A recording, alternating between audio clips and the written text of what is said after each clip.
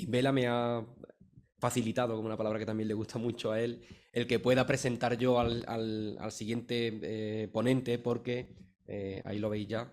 Es una persona a la que yo le tengo devoción, es una persona a la que admiro profesionalmente, pero desde que lo conocí a nivel personal lo considero un amigo. Él es Luis Fernando López Martínez, que es psicólogo general sanitario, es psicoterapeuta de una rama, además de científica, que con un humanismo que se va a traspasar seguramente en la pantalla cuando tengamos la suerte de poder escucharlo. Él es codirector y creador del proyecto ISNIS, es un proyecto del doctorado de Psicología de la Salud de la UNED. Es una persona que tiene un currículum pues, exquisito, no tenemos tiempo para leer su formación, pero sí me gustaría destacar que trabaja también en el ámbito de la investigación, en un ámbito que yo creo que es muy, muy, muy interesante, muy novedoso, que tiene que ver con las conductas autolesivas y la conducta suicida en entornos digitales. Así que supone un reto en esto que hablamos de la amenaza 2.0, ¿no? Además, recientemente es coordinador técnico de un programa muy amplio del Colegio Oficial de la Psicología de Madrid, que es Hablemos de Suicidio, donde han conseguido visibilizar durante, no solamente utilizaron el día 10 de septiembre, ¿no?, como el Día Mundial de la Prevención, pero no solamente dan ese mensaje positivo de no solamente hablar el Día Internacional, sino que durante todo el año vienen haciendo actividades, y eso me parece una actitud muy, muy ética. Además, tiene una profunda material de libros que me voy a permitir el poder comentarlos, porque son auténticos libros referentes en el ámbito de lo que él maneja: El duelo, autolesión y conducta suicida en entornos digitales, que es un libro de referencia. Recientemente, junto con Eva María Carretero también, que es también una persona a la que quiero mucho, han diseñado una guía práctica, esto que hablamos de la acción, práctica de prevención y autolesión del suicidio en entornos digitales, que es prácticamente el manual de referencia a nivel nacional, porque no había previamente una guía como tal para este reto, ¿no? Y recientemente, ya hace muy poco, de hecho el próximo miércoles en Madrid van a tener la oportunidad de presentar el siguiente manual, que es Abordaje integral de la prevención de la conducta suicida y autolesiva, desde una mirada también cálida hacia los educadores, las familias, en los cuales, junto con otros compañeros, a los cuales también mando de aquí un fuerte abrazo, pues hemos conseguido aportar un poco esta mirada, ¿no? Yo a Luis Fernando le agradezco muchísimo que esté aquí hoy. Yo le sugerí, me permití humildemente sugerirle a Bimbela que él estuviera aquí, porque creo que es, aunque a él no le guste y lo vaya a negar, pero para mí es un referente verdaderamente a nivel nacional e internacional de este campo tan novedoso, y estamos encantados de verte y de sentirte, Luis Fernando. Un abrazo muy fuerte. Miguel, ¿me escucháis? ¿Me veis bien? Sí, ¿verdad? Bueno, Miguel, querido, pues muchas gracias por la presentación, que, bueno, no tengo palabras. Bienvela, muchísimas gracias por vuestra invitación, y, bueno, pues vengo a aportaros, ¿no? Como ya bien ha anunciado Miguel, voy a compartir pantalla.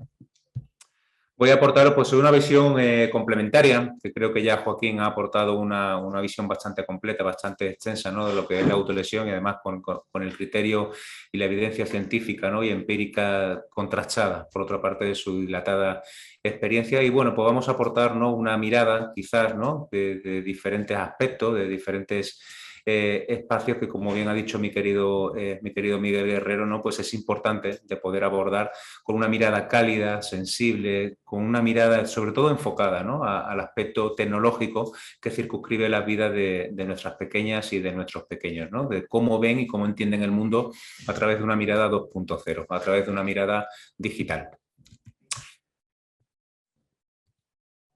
Lo que tenemos que tener en cuenta principalmente, y es algo que ya mi querido Miguel, ¿no?, pues ha expresado a lo largo de los diferentes espacios que ha podido circunscribir y que ha podido hablar y con el que hemos podido conversar y aprender, ¿no?, también de su dilatada experiencia, es que tenemos que tener en cuenta que la persona, ¿no?, que se quita la vida no desea morir, sino lo que desea profundamente es vivir, pero vivir sin la percepción, ¿no?, de un sufrimiento del que siente no puede escapar y no puede aliviar su sufrimiento ni su intensidad. Y tenemos que tener en cuenta una premisa principal, y es que el suicidio no es una enfermedad mental. La conducta suicida es una conducta, es un comportamiento, pero no es un trastorno mental. Y basándonos en esta premisa fundamental, ¿no?, principal, podemos entender cuáles son las diferentes funcionalidades tanto de la conducta suicida, tanto como de la conducta autolesiva, como una función que nuestro querido Joaquín ha especificado que tiene muchos porqués. Y es cierto, cada persona en su individualidad, cada persona en su modo de ver, de entender la vida, va a entender la autolesión y va a entender la concepción, la comprensión e incluso el desarrollo y la evolución de comportamientos suicidas por diferentes porqués que van a circunscribir las experiencias vitales que viven como acontecimientos muchas veces estresantes que circunscriben al desarrollo de sus vidas. Pero sobre todo tenemos que entender cuál es el para qué, sobre todo el para qué de la autolesión y sobre todo el para qué de la conducta suicida. Tenemos que entender que la conducta suicida es un continuum psicológico, ¿verdad?, que pivota y que varía, ¿no?, dependiendo de la evolución que tiene el propio pensamiento, el propio comportamiento en diferentes esferas, desde lo cognitivo, desde lo conductual y también con un aspecto importante desde lo emocional. Sabemos que la conducta suicida pivota sobre una ideación suicida que puede ser pasiva, que puede ser activa, que puede tener ciertos grados de estructuración, ciertos grados de planificación, a veces con gestos, a veces con una comunicación suicida y que en determinados casos pues llega a lo que son las tentativas de suicidio o desafortunadamente al suicidio consumado.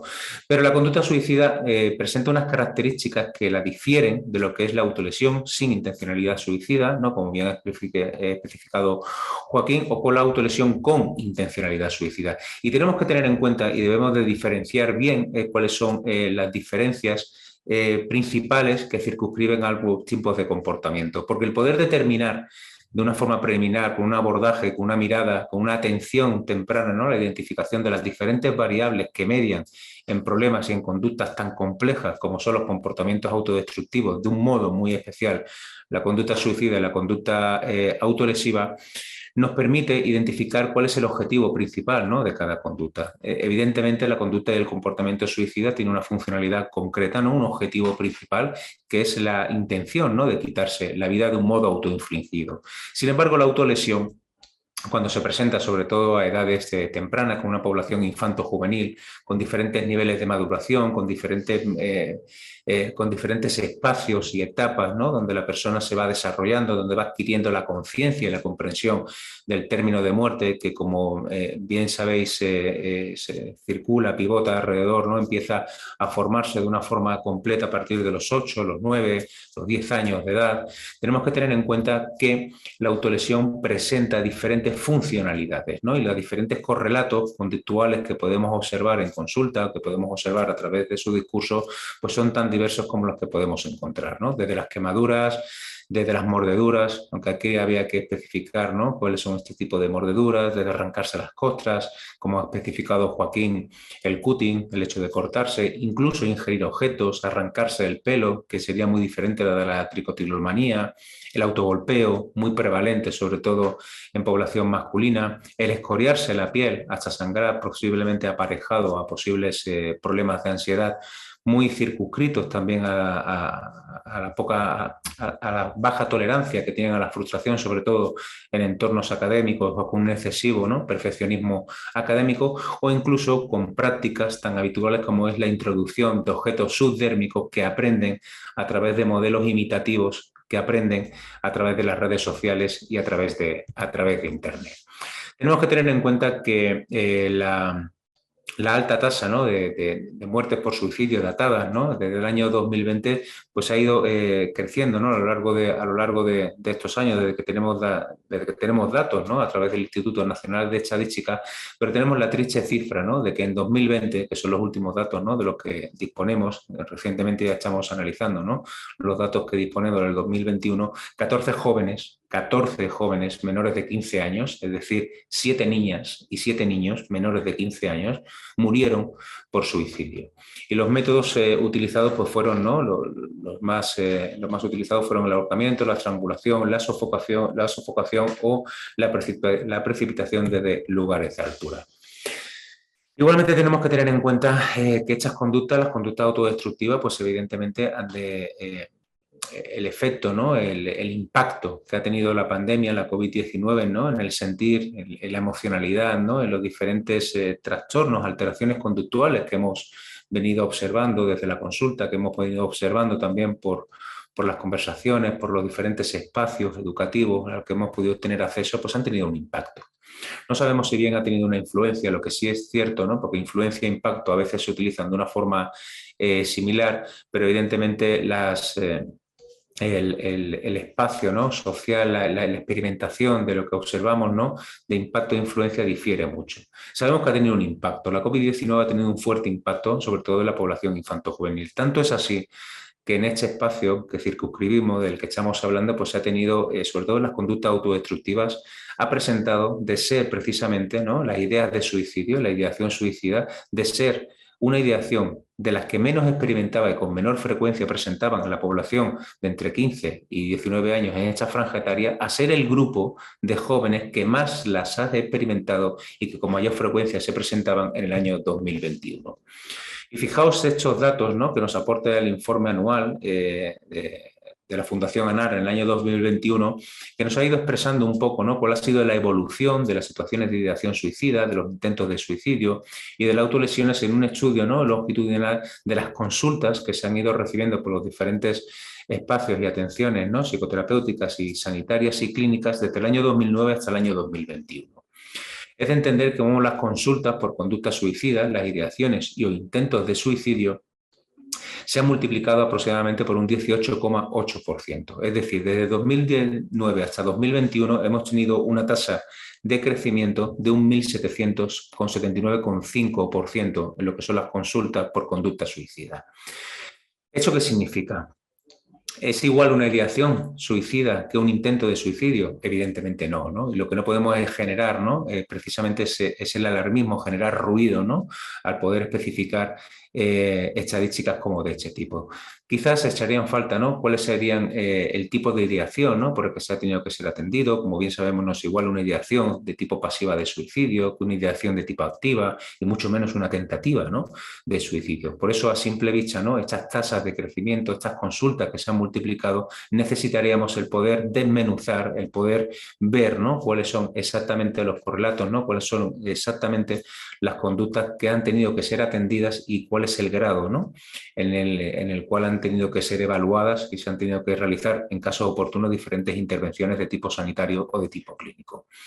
Lo que sí es realmente, ¿no? que tenemos que poner el punto de atención y realmente genera una cierta preocupación, sobre todo en los entornos clínicos, en los entornos sanitarios, sobre todo y de una forma muy importante en los entornos educativos. Porque la verdadera prevención de la conducta suicida, de la conducta autolesiva, no se inicia en una prevención de tipo secundaria, ¿no? donde lo sanitario, donde lo clínico debemos de intervenir, ¿no? sino que se debe realizar desde una intervención temprana, pero desde lo educativo, desde la educación con mayúsculas, desde la más tierna infancia, desde las labores de educación que desde las familias, que desde los colegios debemos de realizar para poder tolerar el malestar que la propia vida va a llevar a la vida de nuestros pequeños y que va a circunscribir, ¿no? toda la evolución madurativa de las personas a lo largo de su ciclo vital. Pero fijaos que las consultas por autolesiones, según este estudio de la Fundación ANAR, se han multiplicado por 56, donde la tasa de crecimiento longitudinal desde el 2009 a 2021 tiene una tasa de crecimiento de un 5.514%. Y tenemos que entender, o al menos podemos pensar o debemos, ¿no? de reflexionar de cuál es el papel, el importante papel, el impacto, o tenemos que ver también, ¿no? la posible influencia, que es lo que precisamente llevamos estudiando desde el proyecto ISNI, enmarcado dentro del programa de doctorado de Psicología de la Salud de la UNED, ¿no? que junto con mi compañera, la psicóloga Eva María Carretero García, una gran experta en conducta autolesiva dentro de los entornos digitales, nos planteamos desde hace ya bastante tiempo, ¿no? Si las redes sociales, si Internet, si las tecnologías de información, de comunicación y las tecnologías de información y comunicación son unas aliadas en la prevención de la conducta suicida o autolesivas o son unas enemigas. Es decir, cambiando un poco el término de amigos o enemigos, si se consideran un nuevo factor de protección o es por el contrario, un nuevo factor de riesgo.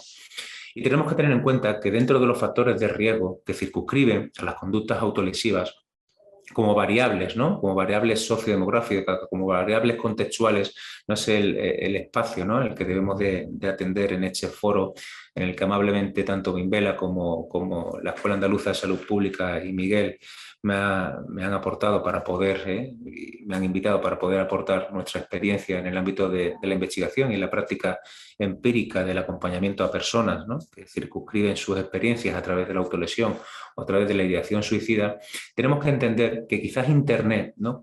Se ha podido convertir en un nuevo factor de riesgo y también en un factor de protección dependiendo de diferentes variables que median, ¿no? En las experiencias que viven nuestros pequeños desde sus vínculos, desde sus formas de apego y sobre todo dentro de los diferentes espacios donde circunscriben sus experiencias, con variables de personalidad tan importantes como es la falta, ¿no? De regulación emocional o incluso los rasgos de impulsividad que pueden mediar de una forma muy importante en las experiencias virtuales y en la conducta digital con mayúsculas, que este es quizás un nuevo escenario que debemos de poder evaluar, ¿no? Dentro de nuestra práctica clínica de la evaluación, ¿no? De poder detectar de una forma temprana cuáles son las conductas que se establecen dentro de los entornos digitales para poder al menos, ¿no? Cuantificar o al menos mostrar la presencia de nuevos factores de riesgo que pasan muy desapercibidos dentro de las prácticas sanitarias, clínicas y educativas, como es, por ejemplo, Internet. Sabemos que los factores personales y los factores de riesgo de suicidio, muchos de ellos circunscritos a las propias experiencias, a los propios vínculos que se establecen dentro de las prácticas psicoeducativas, dentro de las prácticas sanitarias, dentro de las prácticas clínicas, incluyen el uso inadecuado de las redes sociales y de Internet que pueden venir comórbidas a muchos factores, ¿no? Personales, factores psicopatológicos, posibles trastornos mentales previos, ¿no? De un modo muy especial, la depresión, incluso a conductas, ¿no? De tanto nivel de riesgo, ¿no? Que aumentan sin lugar a dudas al máximo exponente la posibilidad de un nuevo conducta autodestructiva como es el suicidio o autolesión, como son los intentos de suicidios previos o las autolesiones previas que se hayan podido detectar en el momento de evaluación de nuestros pequeños. Pero fijaos cómo el uso inadecuado de las redes sociales, si lo entendemos como un nuevo factor de riesgo que debemos de investigar y que debemos de poder evaluar, el impacto que mantienen, ¿no? En entornos especialmente sensibles, especialmente delicados, de especial protección como son los entornos escolares. Fijaos cómo la práctica del bullying más tradicional, ¿no? La situación de acoso y de violencia que se da en los entornos escolares ha traspasado las fronteras, ¿no? Ha traspasado los muros de los entornos escolares para circunscribir un mundo global, un espacio donde el acoso, donde la violencia, donde el maltrato, donde las injurias, donde el dolor y donde el sufrimiento precisamente se apoya de las nuevas tecnologías, de un modo muy especial de las redes sociales y de Internet para traspasar, ¿no? Las fronteras del entorno escolar a un mundo digital, a un mundo 2.0, donde la situación de dolor y de sufrimiento se da 24 horas al día, 7 días a la semana, sin la percepción de control ni de reparación del vínculo que necesitamos en espacios, ¿no? Donde ellos se sientan seguros. Y fijaos sobre todo el rechazo por parte de los compañeros y de un modo global que se puede dar dentro del mundo digital, ¿no? La estigmatización que se da después de diferentes espacios, de diferentes conductas, de problemas dentro de los vínculos escolares que escapan, ¿no? De la visualización, que escapan de la observación, de las figuras de referencia, de las personas significativas, de las personas significantes para el menor, de las figuras de autoridad, como pueden ser los profesores o los propios clínicos o sanitarios, para poder apoyar o poder al menos disminuir la posible prevalencia, la posible presencia de factores de riesgo que no podemos observarlos porque circunscriben y se encuentran insertas dentro de los dispositivos móviles que nuestros pequeños, que nuestras hijas, que nuestros hijos, que la población infanto-juvenil tiene bajo un resguardo y bajo una protección, ¿no? Evitando miradas externas a través de diferentes filtros, ¿no? De seguridad que ellos mismos protegen. Y una de las funciones más importantes o uno de los aspectos más importantes, que no me voy a extender en exceso, ¿no? Porque ya Joaquín lo ha explicado de una forma magistral, es las funciones, ¿no? Que tiene la autolesión, ¿no? El por qué me lesiono. ¿Por qué? Como ya hemos dicho, hay muchos porqués. Quizás la pregunta del para qué una persona, para qué un adolescente se autolesiona, le devuelve quizás a la parte más íntima, ¿no? A la experiencia más íntima de la función que cumple la autolesión en la experiencia del vínculo que referencia hacia sí mismo, hacia los demás y quizás con esa mirada hacia el mundo, en esa tríada cognitiva de Beck, que representa quizás la situación de dolor, de malestar y de sufrimiento que muchas personas sienten, que muchas personas experimentan, quizás no en el contacto más presencial, pero sí a través del contacto virtual. Tenemos que tener en cuenta que muchas veces las redes sociales e Internet se utilizan, se usan como un efecto para poder regular las emociones. Y es precisamente, como decía Joaquín, en el efecto de imitación, en el efecto de pertenencia, en la necesidad de integración en el grupo de iguales, donde encuentran, ¿no?, a un otro digital, a un otro que establece como conducta, ¿no?, dentro de la intimidad de la presencialidad, de la tradicionalidad y expresada a través de lo digital, una forma de poder regular sus emociones o quizás como estrategias también antisuicidio, antidisociación, para asegurar el sentido de sí mismo, como forma de autocastigo o como búsqueda de sensaciones compartidas, como una especie de juego a través de los retos virales, donde expresan su dolor y su malestar compartidos en un grupo mundial, en un grupo social de incalculable extensión social, donde encuentran a un otro digital, a miles de otros digitales que utilizan la autolesión o que piensan en el suicidio como una herramienta, como una conducta que disminuye el dolor y el sufrimiento sentido. Y es que nos encontramos ante un nuevo reto, sin lugar a dudas, en la mirada educativa que tenemos que tener, ¿no?, en la mirada compasiva, educativa, de acompañamiento, de guía. Esta palabra es especialmente importante y para mí siempre ha sido especialmente importante la palabra de acompañar a nuestras pequeñas, a nuestros pequeños, en la necesaria prevención de conductas autodestructivas tan importantes como son el suicidio y la autolesión. Muchas veces nos preguntamos el por qué fenómenos, ¿no?, como el cibersuicidio, como la autolesión online, que no dejan de ser fenómenos que vienen circunscritos, ¿no?, a la presencia, al impacto que tienen las tecnologías de información y comunicación, a la influencia que ejercen las redes sociales e Internet en la conducta suicida, la conducta autolesiva, es el por qué. Los chicos, por qué las chicas se introducen, ¿no?, en espacios, en juegos, en retos virales, donde su conducta digital viene matizada y viene modulada por una necesidad de tipo psicoemocional y sobre todo vincular de la relación, desde las figuras de apego, de la necesaria vinculación con un otro, donde se sientan entendidos, donde se sientan comprendidos, donde se sientan apoyados e integrados por sus iguales, donde se sientan validados, donde encuentren sentimientos de pertenencia y donde la red social influye de una forma importante como una forma de refuerzo precisamente matizada por el anonimato en el que se sienten impunes a la hora de poder expresar su dolor y su sufrimiento. Precisamente retroalimentados, ¿no?, por un espacio grupal sin límites, global, atemporal, acultural, donde encuentran a un otro digital que valida, donde se sienten pertenecientes y donde se sienten apoyados en una conducta digital que viven de una forma interna a través de una conducta tradicional donde la autolesión y el suicidio son herramientas para disminuir un dolor y un sufrimiento que viven en la intimidad de sus contactos y sus vínculos tradicionales, pero no a través de un contacto digital. Y fijaos que esta es la realidad, ¿no?, de lo que encontramos en espacios. Nosotros llevamos investigando desde el Proyecto ISNI, junto con Eva María Carretero, hemos hecho investigaciones a lo largo de la Comunidad de Madrid por diferentes espacios, por diferentes entornos escolares, con una N aproximada de entre 4 y 5.000 alumnos de primaria y de secundaria, donde hemos podido evaluar el impacto, la influencia que pueden ejercer las redes sociales e Internet de la conducta suicida y autolesiva en población infanto-juvenil en edad escolar y dentro de los entornos escolares. Fijaos que realizamos, ¿no?, elaboramos diferentes protocolos, elaboramos diferentes cuestionarios, ¿no?, donde muchos de ellos utilizados con una reconocida fiabilidad, una reconocida validez científica en población infanto-juvenil española, donde intentamos ver, ¿no?, la presencia o intentamos descifrar si la autolesión o la conducta suicida estaba presente dentro de las aulas y el impacto que las redes sociales e Internet tenían precisamente en el desarrollo, en el mantenimiento o en la génesis de este tipo de conductas.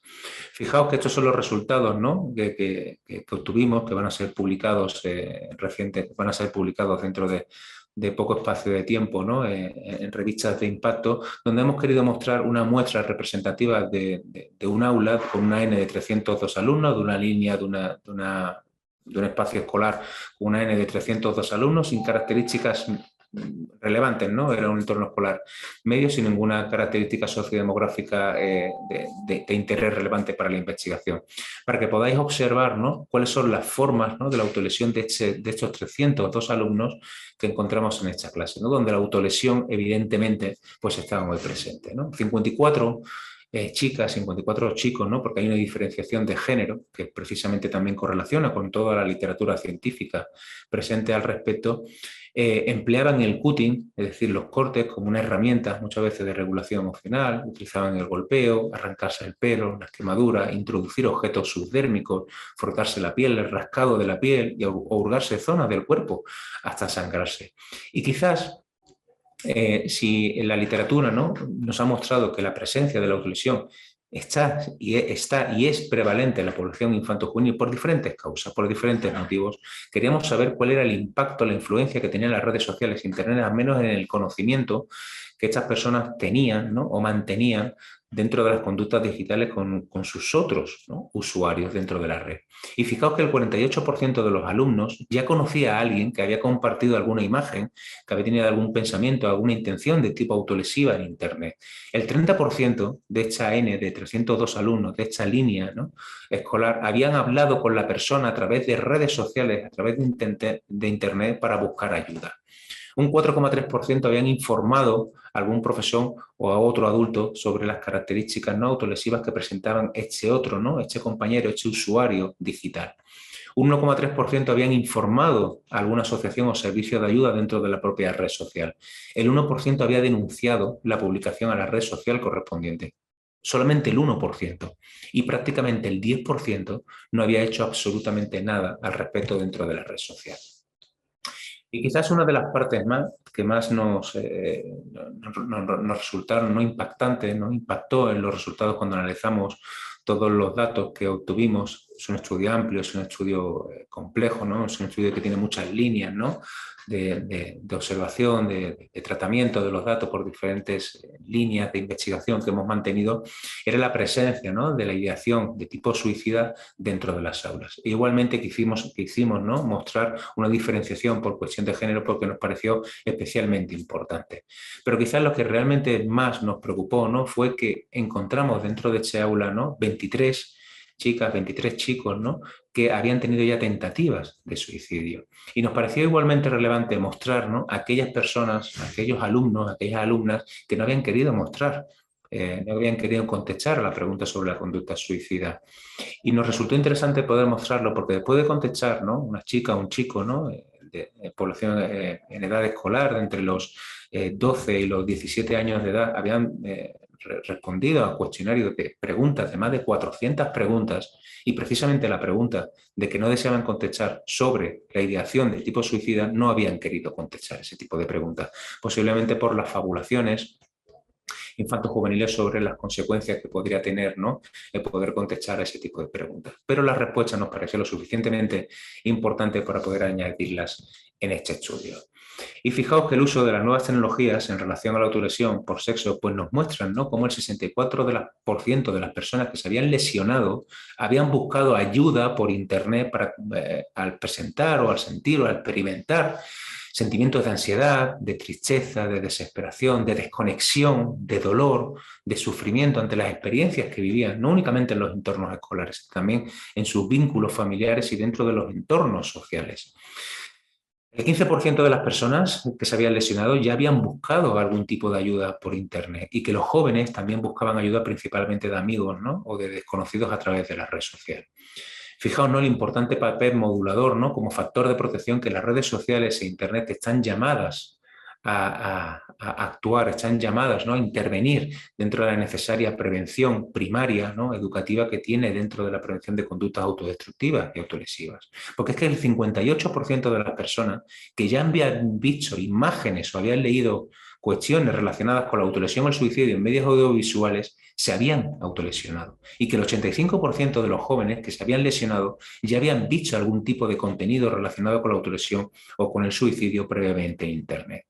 Fijaos que de igual modo el 85% ya habían buscado, ¿no?, información y habían entrado en comunicación con un otro digital, con una conducta con una conducta digital mostrada a través de la red social e Internet, donde previamente la autolesión y el suicidio eran prácticas habituales, ¿no?, en su repertorio conductual para sus diferentes paraqués de la autolesión o de la ideación de tipo suicida, en la mayoría de ocasiones como una fuente o como una herramienta de regulación emocional. Y como el 46% de estos estudios no mostraron que se habían, el 46% de los alumnos que se habían lesionado habían buscado información previa en Internet o habían participado en algún foro con diferentes espacios, con diferentes dinámicas y con diferentes, ¿no?, temáticas dentro de la autolesión o la conducta suicida. Y es que tenemos que tener en cuenta que tenemos que tener, ¿no?, principalmente, o tenemos que poner el foco en el abordaje temprano de cuál es la conducta digital, ¿no?, de nuestros pequeños, ¿no?, dentro de la red social, ¿no?, de cuáles son las principales señales de alerta que tenemos que tener presentes, sobre todo en entornos digitales, para poder detectar de forma temprana, como bien indicaba Joaquín, ¿no?, en ese nivel 1 precisamente de una prevención no únicamente de tipo sanitario y clínico, sino de una prevención primaria desde los puntos psicoeducativos para poder no limitar el impacto que posiblemente las redes sociales e Internet, y que como así estamos investigando y estamos pudiendo detectar, mantienen como un nuevo factor de riesgo en la conducta autodestructiva y suicida. Dentro de la red social podemos entender y podemos mostrar y podemos observar, ¿no?, síntomas de abandono, de aislamiento del entorno, de las actividades habituales, porque hay un deterioro de las relaciones de tipo tradicional con un aumento exponencial, sobre todo del contacto digital que se da a través de los diferentes dispositivos. Podemos mostrar y podemos observar signos de depresión, de desesperanza, de ira contenida, de irritabilidad, a través de los diferentes emojis, a través de los diferentes memes, de la comunicación y del lenguaje simbólico que se utiliza a través de los diferentes dispositivos y aplicaciones dentro de la red. Podemos observar también una falta de motivación, de interés por las cosas que habitualmente les gustaban, por dejar de compartir espacios, series, músicas, juegos que realizan dentro de la red social e Internet. Los cambios de humor repentinos que se dan dentro de las aplicaciones de mensajería instantánea dentro de la red, posibles desajustes en los hábitos alimenticios o de sueño. Cuando un chico cuelga un post a las 4 de la mañana y es una conducta digital que sigue manteniendo durante el tiempo, si está escribiendo y está posteando posts a las 3, a las 4, a las 2 de la mañana, evidentemente lo que no está haciendo es durmiendo. No está estableciendo un hábito de sueño saludable, y eso evidentemente va a tener una repercusión académica, un deterioro de la capacidad de concentración, y posiblemente entre en un circuito de posibles conductas, ¿no?, desde lo tradicional, motivadas y cuyo origen están matizadas, ¿no?, y están incluidas dentro de una conducta digital muy desadaptativa. Los cambios repentinos e inexplicables en las rutinas tradicionales, ¿no?, por un deterioro, por un aumento o un uso de las horas, ¿no?, que mantiene a través de la red social, de Internet, que se estima aproximadamente que están en torno a las 6, las 7 horas de uso de ocio a través de las aplicaciones y los diferentes dispositivos electrónicos en población infanto-juvenil, tener comportamientos desadaptativos o de riesgo. Y tenemos que tener en cuenta que muchas veces no son observables, ¿no?, las heridas o las cicatrices frecuentes, a veces inexplicables, ¿no?, que encontramos, que observamos en diferentes espacios, ¿no?, sanitarios y clínicos, cuando son observados, son evaluados por profesionales especializados. Pero muchas de estas heridas o cicatrices son expresadas a través de fotografías compartidas en diferentes grupos, donde también el padecimiento o la expresión de sufrir accidentes de forma frecuente son expresados a través de la red social como una seña de identidad o como una forma de provocar reacciones a un otro digital dentro de diferentes espacios virtuales. La negativa, ¿no?, a quitarse prendas de ropa, a mostrar el cuerpo, a expresar a través de diferentes dispositivos electrónicos excusas, podríamos decir, ¿no?, o verbalizaciones en la cual no quieren acudir a diferentes espacios por mostrar, ¿no?, partes de su cuerpo, evitan ir a sitios, ¿no?, donde puedan mostrar partes de su cuerpo, como pueden ser la piscina, ducharse en el gimnasio, pues son expresadas, son verbalizadas mediante excusas, mediante argumentaciones que se desarrollan a través de lo virtual, ¿no? Y evidentemente tener abundante material de curas o tener dentro de los historiales de búsqueda de sus propios dispositivos, de las propias páginas web, encontrar dentro de los historiales de búsqueda de aquellos dispositivos que usan páginas, ¿no?, donde las temáticas de interés son la autolesión, el suicidio, pero también las prácticas de curetaje de diferentes heridas que se pueden provocar por diferentes medios, es cuanto al menos una señal de alerta importante de que hay un interés al menos especial por poder conocer o por poder saber cómo curar determinadas heridas, ¿no? Las salidas repentinas y precipitadas de las estancias para poder conectarse, para poder atender determinadas llamadas, ¿no? Mensajerías, o poder atender determinadas llamadas, ¿no? Con salidas al baño frecuentes para poder atender los dispositivos digitales. Evidentemente también hay una conducta digital, ¿no? Que motiva una conducta tradicional que debemos de tener en cuenta, ¿no? Y tener manchas de sangre o de desinfectante en la ropa quizás sea una señal de alerta más tradicional, ¿no? Que debemos de tener muy presente, sobre todo cuando tratamos de atender, ¿no? A una población infanto-juvenil donde la conducta autodestructiva o la conducta autolesiva, ¿no? está presente.